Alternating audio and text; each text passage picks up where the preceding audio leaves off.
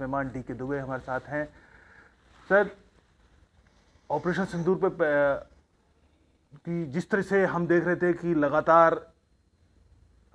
जवाब दिया जाएगा, किस स्केल का दिया जाएगा, हमेशा आउट ऑफ सिलेबस जवाब पिछले 10 सालों में पीएम मोदी का रहा है। ये भी कहीं ज़्यादा सीधा बहावलपुर में, और बहावलपुर के बाद निश्चित है कि जो पाकिस्तान सरकार है उसकी इमेज को, उसके अहम को हर तरीके से एक ज़बरदस्त चोट पहुंची है, तो बौखला के वो हमले की बात कर रहा है।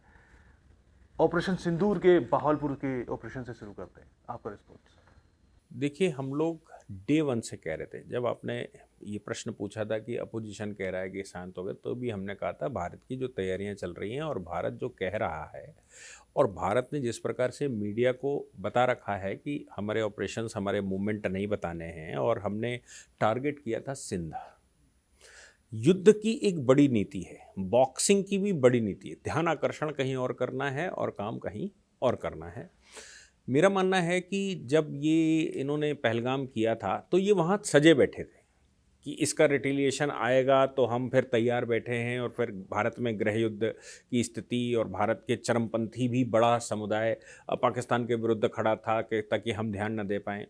उधर बांग्लादेश से भी दिमाग हटाने का था। ये उन्होंने पहला षड्यंत्र रचा था। मैं ये नहीं कह रहा हूँ उनकी सरकार ने रचा था, उनके आईएसआई ने रचा होगा, उनकी जो मिलिटेंट या मैं कहूँ कि टेररिस्ट जो तैयार करते हैं, उन्होंने ये रचा कि भाई ऐसा होगा। अब मैं उस समय भी कह रहा था कि भाई ये तो जायज़ नहीं है कि आपकी पिच पर हम खेलने आए, हम अपनी नई पिच सजाएंगे और आपको डिस्टर्ब करेंगे। डिस्टर्ब करने के उद्देश्य से सिंधु मतलब अरब सागर गए हम, वहाँ हमने ड्रिल्स किए। उनको डिस्टर्ब करने के लिए भारत में इंटरनल ड्रिल की बात की गई, और उस दिन भी संभावना थी कि इंटरनल ड्रिल जो भारत कह रहा है, यही समय है कि दिमाग किधर लगेगा कि भारत में क्या क्या होगा और काम कहीं और होना है। वो पूरी उम्मीद लगाकर बैठे थे कि पाक ऑक्युपाइड जम्मू एंड कश्मीर में वो जो कह रहे थे ना कि आप बालाकोट प्लस करेंगे, बहुत ज़्यादा क्या कर लेंगे, बालाकोट प्लस कर लेंगे, तो वो प्लस नहीं होना था, वो स्क्वायर होना था। तो जो ठिकाने थे वो तो हमें टारगेट करने ही करने थे, लेकिन जब तक जो उनके सबसे सुरक्षित स्थान है वहाँ हम टारगेट नहीं करते, तब तक तो सेटिस्फैक्शन नहीं मिलता। मैं कल बीबीसी को सुन रहा था, बीबीसी में एक इंटरव्यू किसी का चल रहा था, मतलब इंग्लिश में, तो उसमें वो एंकर पूछती है एक्सपर्ट से कि भाई क्या अब शांत हो गया, तो उसने कहा no, it depends that the satisfaction of India is on what level. क्या भारत संतुष्ट हुआ है? ये रुकेगा तब तक नहीं जब तक भारत संतुष्ट नहीं होता, क्योंकि भारत पर हमला हुआ है, भारत में जाति धर्म पूछकर हत्याएं की गई हैं, तो डिपेंड करता है कि भारत का सेटिस्फैक्शन किस लेवल का है।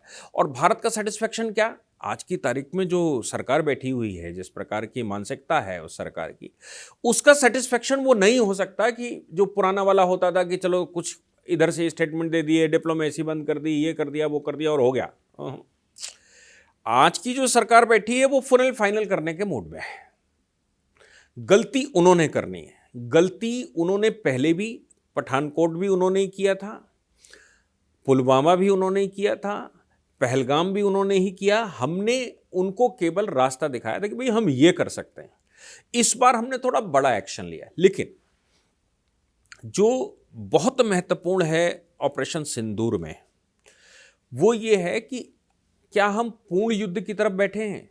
तो तैयारियां तो ये बता रही हैं कि पूर्ण युद्ध भारत बिल्कुल तैयार बैठा है। उसने जब अपने स्टूडेंट्स, कल आप सोचिए कि पूरे देश के स्कूलों में छोटे छोटे दूसरी तीसरी चौथी क्लास के बच्चों को ट्रेंड किया गया है, कैसे बचना है, कैसे, मतलब सिविल डिफेंस ने, ऐसा शायद ही कोई स्कूल देश का बचा हो जिसमें ये ट्रेनिंग कल नहीं हुई है।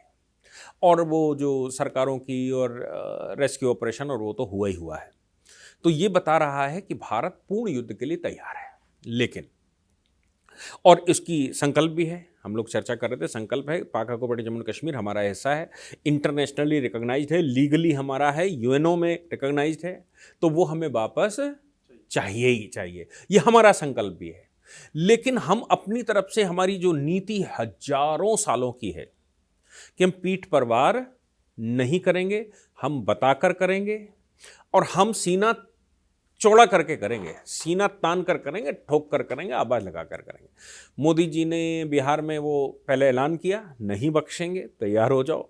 फिर भी आप तैयार नहीं हो पाए तो ये आपकी कमी है कि आप तैयार नहीं थे। हमने पहले घोषणा कर दी थी हम करेंगे। अब पूर्ण युद्ध जब हम करना चाहते हैं तो गलती उन्होंने करनी है।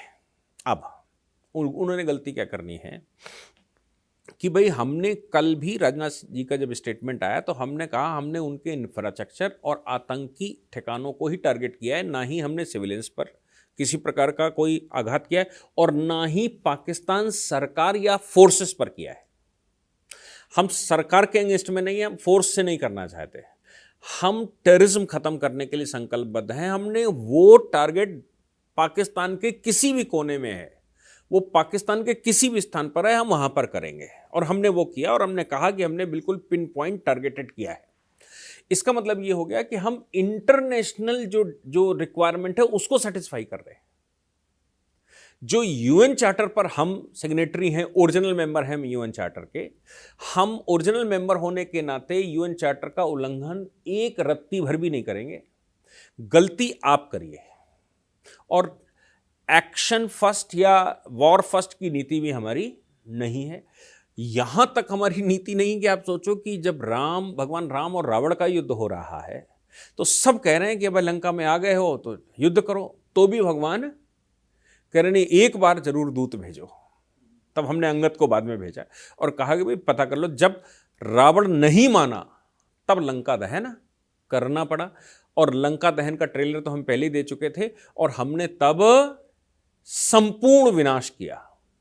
ये कल राजनाथ जी ने जो बयान दिया ना, उन्होंने कहा कि हमने हनुमान जी की तरह टारगेटेड किया है, हमने दहन जितना करना चाहिए उतना किया है, हमने युद्ध नहीं किया। इसका मतलब वो ये कह रहे हैं कि हनुमान जी ने जो लंका दहन किया था उसके बाद अभी राम रावण युद्ध बाकी है। रावण आवाहन तो करे, रावण एक बार 4 कदम आगे तो बढ़े। अब रावण आगे बढ़ने का जो उन्होंने तरीका ढूंढा है वो चिंदी चोरों टाइप का ढूंढा है, वही जो आक्रांता किया करते थे कि हम निर्दोष नागरिकों को मार दीजिए, वहां बॉर्डर पर गोले बारूद। जम्मू कश्मीर में खातर पुंछ और जो मेंढर का इलाका है वहां पर जबरदस्त शेलिंग है। लोगों ने इवैक्यूएट भी किया है, आर्मी ने इवैक्यूएट भी कराया, बीएसएफ। लेकिन जो वहां से भी विजुअल्स ऐसे आ रहे हैं कि लोगों में फिर से एक ये आवाज उठने लगी है कि भाई ये मानने वाले नहीं है यहां पर। अब इनका भी हमें जवाब चाहिए, हाँ उधर भी एक जबरदस्त उन्हें पता है कि जो उनका पब्लिक परसेप्शन है कि आर्मी तो तैयार है, पाकिस्तान एयरफोर्स तैयार है, वो तो जो चाय 2.0 इस तरह की बातें कर रहे थे, मीम्स बना रहे थे, अपने आप में लगभग मॉक कर रहे थे अपने पाकिस्तानी मीडिया में, अरे कब करोगे, अभी मत करना, आज रात को लाइट नहीं होती हमारे यहाँ, तो इस टाइप के मीम्स बहुत आ रहे थे। लेकिन अब उनकी हवाइयाँ उड़ी हुई और जिस तरीके से बयान शहबाज शरीफ ने अपनी पार्लियामेंट में दिया, रेटरिक, एक तो वो जो तरीका रेटरिक था, ऐसा लग रहा है कि अब उनकी भी मजबूरी है कि उनको करना ही पड़ेगा, उसका रिपरकशन भी उनको पता है, जिसकी और आपने इशारा किया है। लेकिन ऐसा लग रहा है कि नवाज शरीफ और वहां की आर्मी को, जो कि आसिम मुनीर दिखाई नहीं दे रहा है कहां, डीजीआई इस पे तो बार बार हर एक मीडिया पे जाके बोल रहे हैं, तो ऐसा लग रहा है कि वो गलती उनको करनी ही है और आपने इशारा कर दिया है कि बात पीयूजेके की तरफ ही जाएगी, इसकी आज़ादी की तरफ ही जाएगी। देखिए ये तो फाइनल डेस्टिनेशन है हमारा कि हमें पीयूजेके मेरा वापस चाहिए, संकल्प है संसद का और यूनानिमस संकल्प है। देश में कोई भी देश का गद्दार छोड़कर इसके विरुद्ध नहीं जा सकता, वो हमारी बात। लेकिन जो मैं कह रहा हूं कि भाई प्रोवोकेशन उधर से पहले भी आया था और अटैक नॉट फर्स्ट की पॉलिसी हमारी है। हम केवल ये आतंकवादी खत्म किए हैं हमने। अब शहबाज शरीफ के मामले में अगर समझने की कोशिश करेंगे तो पीएम बिल्कुल बेकार होता, सिकुल्ला पहलवान होता, मरघिल्ला पहलवान होता और मैदान में खड़ा है तो क्या बयान देगा? कहेगा आजा फिर से मारूंगा, कहेगा अब की मारूंगा। उनके बयान क्या रहे हैं? अगर तुमने दोबारा ऐसा किया, कुछ और किया तो बख्शे नहीं जाओगे। अरे हम तो कर आए भाई, कुछ और करने की बात छोड़ दो, हम तो कर आए। लेकिन वहाँ से जो बयान आ रहे हैं ख्वाजा आसिफ का कि अगर और आगे बढ़े तो हम छोड़ेंगे नहीं, हम तैयार हैं, उनके जो अंदर से बयान आ रहे हैं कि अभी तो ठीक है इतना तो, लेकिन इससे ज़्यादा किया तो क्या हो जाए। अब प्रधानमंत्री बयान नहीं देगा तो भैया प्रधानमंत्री मारा जाएगा रोज सड़क पर, तो इतना बयान तो वो देगा। और वो सेटिस्फेक्शन कैसे करेगा? वो सेटिस्फेक्शन ऐसी करेगा, देखो हमने रजौरी में क्या कर दिया। अभी वो जब बाद में दिखाएंगे तो यही बताएंगे हमने रजौरी में क्या कर दिया, देखो हिंदू मार दिए। उनको तो काफिर मारने में, उनको युद्ध से मतलब नहीं, उनको काफिर मारने में पिछले 1000 छोड़ो 1500 सालों से इंटरेस्ट आता है। आप याद करो सलाद मसूद क्या करने आया था अभी भारत में, आया सीधा चला गया अयोध्या, अयोध्या को उसने मंदिर तोड़ा, वहां निर्दोषों को मारा और वहां से वापस जा रहा था। वो अलग बात है कि सुहेल देव रास्ते में मिल गए और उन्होंने समूल नाश कर दिया। और ऐसे अभी हाईकोर्ट में एक केस गया है कल, आप सोचो, मतलब मैं तो सोचकर हरदंग मतलब वो हो जाता है कि सलाद मसूद का उन्होंने वो जश्न मनाना है वहां, सरकार ने मना कर दिया कि भाई ये विदेशी आक्रांता था, इसका क्या करना। वो हाईकोर्ट गए कि साहब सलाद मसूद का हम यहां पर जलसा मनाएंगे। ये एक मानसिकता है कि वो युद्ध तो कर नहीं सकते, पीछे से वॉर करते हैं। इन वॉरों को अगर शिवाजी महाराज से मिलाकर देखोगे तो अफजल खान का प्रकरण आ जाएगा कि भाई वो क्या करना चाहते थे। वो मित्रता के नाम से धोखा देते हैं।